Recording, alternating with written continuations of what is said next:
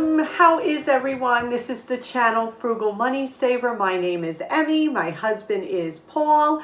And we are just here to give you some encouragement on your frugal journey. Today's video, I want to talk to you about the illusion of wealth, meaning what is real wealth and does it matter and what does wealth look like, etc. And I have got the most delicious summer cake. It is a Jello poke cake, but with a twist to it and an icing that is over the top delicious. We made it for Memorial Day, but I would say for 4th of July or any of your summer celebrations, this is the cake to go to. So let's get right to the first part of this video, which is actually called The Illusion of Wealth. And Paul and I talk about this all the time. One of my favorite cars ever is a Jaguar. I think they are one of the most beautiful cars in the world.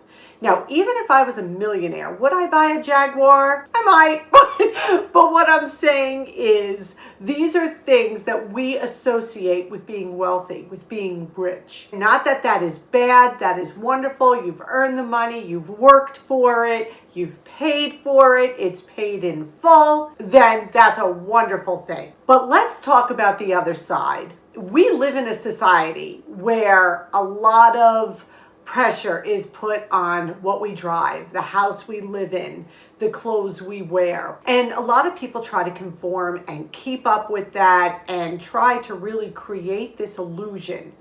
I just heard something that really was profound to me that I had never really thought about.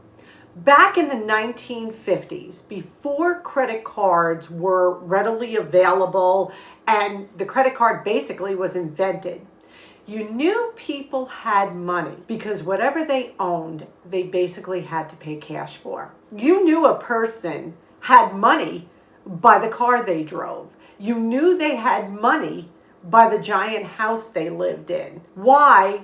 Because there was no illusion. Those items were paid for in cash. There was no credit cards until the 1950s. Yes, local mom and pop store would give a line of credit to someone for their groceries or something like that, but that had to be paid at the end of the month. But I'm talking that plastic card that so many people use to create the illusion of wealth. That card enables you to buy whatever you want, whenever you want, basically. And then what do? You pay the minimum payment for months after months as that interest accrues. Why are people doing that? Well, of course, to create an illusion of wealth. To create that saying, fake it till you make it. Have you ever heard of that? I hate that saying. I really do. Nobody needs to fake anything. You are who you are. You're awesome in that. The banks and the credit card companies make it possible for everyone to live that illusion of wealth, because all you do is hand them that card and basically the bank owns those possessions that we have bought with that card. But I'm talking about those things that we buy to make people think that we have more money than we do, and they cost us a lot every month because we do not have the money to pay those items off in full. I knew a gentleman, and honestly, this man, you would look at him and he did not look like he had a lot of money. And I knew this man personally. He dressed, nicely, but nothing extravagant. He drove a regular mid-sized car, lived in a modest home. He lived way below his means, way below his means. So to look at him, you would never know this man had money. Why? Because taking care of his family, living below his means, being financially secure was way more important to this man than trying to impress anyone. And to me, when I look at that, that is really true wealth. That is true wealth. He was not going about trying to flash it, trying to flaunt it. He used it to live a good life. He helped others when he could. And this is a personal, and I know this man personally, so this is not just some scatterbrained story that I came up with. This man lived below his means. He lived a frugal life, though he had the money to live a much more expensive, extravagant life. So to me, that is true wealth, honestly. Because in truth, we need a lot less than we actually think we need. We probably could do with a lot less clothing. We probably could do with a lot less collections, baubles, furnishing, whatever it might be that we spend our money on.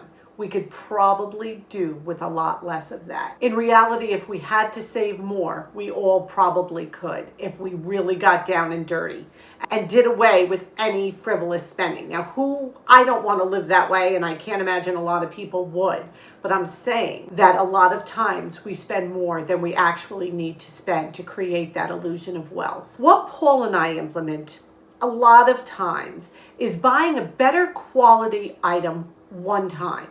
Now, I have a set of pots and pans that are a better quality set of pots and pans that keeps us from continuously having to go out and replacing pots and pans. And when we purchase something, like my pots and pans, that's something I use every day. It's something that is vital to our home, our cooking, my homemaking. Are we buying this item to create an illusion of wealth or because it is a classic good item that will last? My pots and pans have lasted, oh gosh, it's got to be 20 years, right, Paul? At least, yeah. Honestly, it was a Christmas gift from Paul. And that is something that has lasted me and lasted me. For something like that, I am not trying to create an illusion of wealth. I am saying I need good pots and pans that are going to last me. And I think that's what we need to do. When you go to purchase something, ask yourself the question, if it is a higher priced item, do you need this item or are you buying it to create an illusion of wealth? Of trying to impress other people with your purchases? Because ultimately, that's going to fail on you. You're buying things that you can't afford or that you don't need. Don't waste your time, your energy, your money, or your resources trying to be something you're not. Be who you are and be great at being who you are. Don't try to be something you're not. Don't try to keep up with the guy next door because he's probably living the life of an illusion too.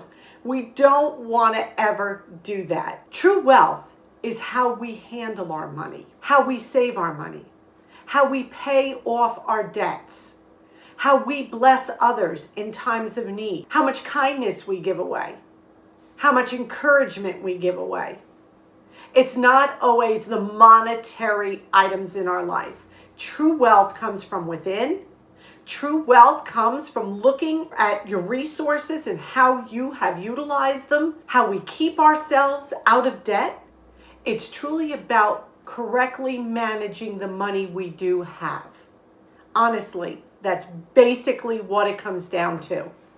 And once we can get that concept and put that concept in our hearts and live our true life the way we are meant to live it, take our eyes off what everybody else is thinking about us and about how we live, and live your true self, because that is what true wealth is. And I think we all know that deep down in our hearts. But once you embrace that and you become comfortable with it, wow, then everything becomes crystal clear for you. And you will realize how wealthy each one of us is, no matter how much money we make. And that is the truth. I hope this was encouraging. I do these little talks every now and then just to get us motivated, to keep our eyes on our frugal journey, to be blessed in our frugal journey. So I hope this did exactly that. Just a little bit of time spent telling you how awesome you are, what a great job you're doing. Okay, so now let's switch gears a little bit. Let's get in the kitchen and we are going to make a cake that I think you will use throughout the summertime. It's easy, it's delicious, it uses a boxed cake mix, but we're gonna elevate it, and it's all around just plain delicious. And you can dress it up any way you want. So let's get to work. This is a perfect summertime dessert.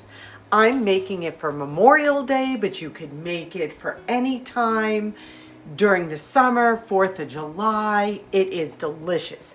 Basically, what we're doing is elevating a white cake mix to make it a poke cake, but we are not just going to make it a regular poke cake. We are going to take the box of white cake mix and add super special ingredients, and then we are going to make a frosting out of fresh whipped cream that will be amazing. So let's get right to this. So the first thing we're going to do is, instead of a half a cup of oil, I am going to melt a stick of butter and let it cool. Basic vegetable oil has really no taste, so we're going to just enhance this cake mix with a stick of butter. Then, instead of water, we're going to add 1 cup of milk. Again, water has no taste. Milk will add a richness to this cake. We're going to stay with the 3 eggs that it calls for, and we're also going to add a teaspoon of vanilla. So I emptied the cake mix into my bowl, and I melted the stick of butter and I let it cool. You don't want to put in a hot stick of butter with the eggs because you'll end up with scrambled eggs. I'm going to add my 3 eggs to that, and I'm going to add a cup of milk instead of the water, and a little splash of pure vanilla just to enhance the taste. And now I'm going to mix this for 2 minutes on medium. I have a 9x13 pan here that I greased, and now I'm going to take my cake mix. My oven did preheat to 350 degrees. We're just going to make sure this gets to every corner. I have never tried this, so this should be good. I'm going to put this in 350 for approximately 34 to 38 minutes, and I will check it at 34 to see if it is done. This cooked for exactly 34 minutes, and it is perfect. I checked it with a toothpick. It came out completely clean. Now what I'm going to do is let it cool for 20 minutes. I'm going to put the timer on. So I am using a 1.41 ounce, which is, I guess, the smaller box of strawberry Jello. Now what I did is I just put the Jello in here, and I'm adding 1 cup of boiling water. I am going to stir that until it is completely dissolved. I'm going to let this Jello sit for a minute. While the Jello is dissolving, I'm going to take the bottom of my strainer, and it's got a wood bottom, and I washed it thoroughly. Now what I'm going to do is I am just going to poke some holes in this cake just like this.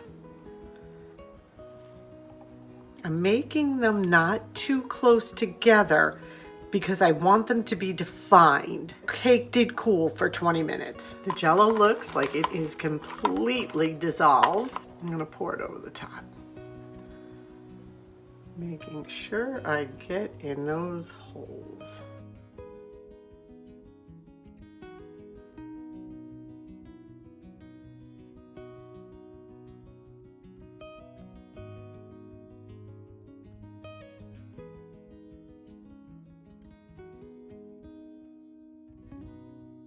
Now I am going to stick this in the refrigerator, and I'm going to chill it for at least an hour.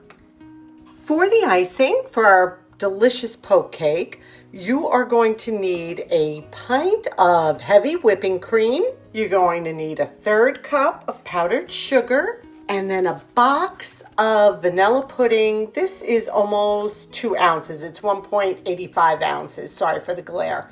First thing we're going to do is whip our heavy cream until soft peaks form. Okay, this is soft peaks. Can you see that? That's about right. What I'm going to do is I added the 1/3 cup of powdered sugar, and I'm going to beat that now till stiff peaks form. I beat it for a couple more minutes, and now you can see how stiff that is. If I take my spatula and it just pulls away from the side, it's nice and thick. Now I'm taking the package of pudding mix right here, added it right in, and now it's going to set up very quickly. So we're going to mix this quick. Keep an eye on it. Now it's super thick.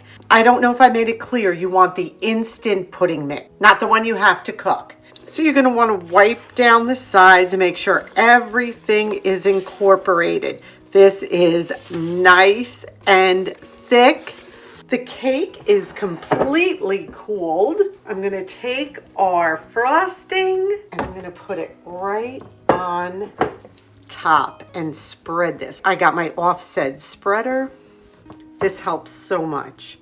And we're just going to spread this around. That looks about perfect. Now what I'm going to do, because it is Memorial Day, I've got the white cake, I've got the red poke Jello throughout. Now I'm going to cover it with blueberries. We're going to put blueberries all over the top of this. And what a fun cake this is.